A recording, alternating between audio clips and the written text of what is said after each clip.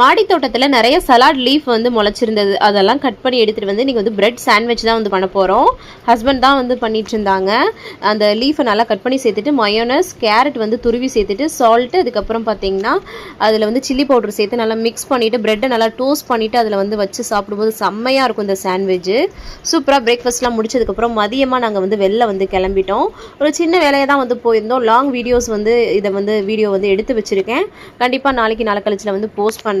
வெளியில் போயிட்டு அந்த வேலையெல்லாம் முடிச்சுட்டு அதுக்கப்புறமா வந்து பார்த்திங்கன்னா நாங்கள் வந்து வெளியிலேயே சாப்பிட்டுட்டு வந்தோம். நூடுல்ஸ், சிக்கன் நூடுல்ஸ், பிள்ளைங்களுக்கு வந்து ஃப்ரெஞ்ச் ஃப்ரைஸ், அதுக்கப்புறம் எங்களுக்கு வந்து மில்க் ஷேக், அந்த மேங்கோ மில்க் ஷேக் வந்து செம்மையாக இருக்கும் இந்த டேஸ்ட்டாக இங்கே டெல்லியில். அதையும் சூப்பராக குடிச்சிட்டு வரும்போது பார்த்திங்கன்னா பிள்ளைங்க வந்து தூங்க ஆரம்பிச்சிட்டாங்க. பாருங்களேன், செம்ம டயர்டு, சரியான வெயில்.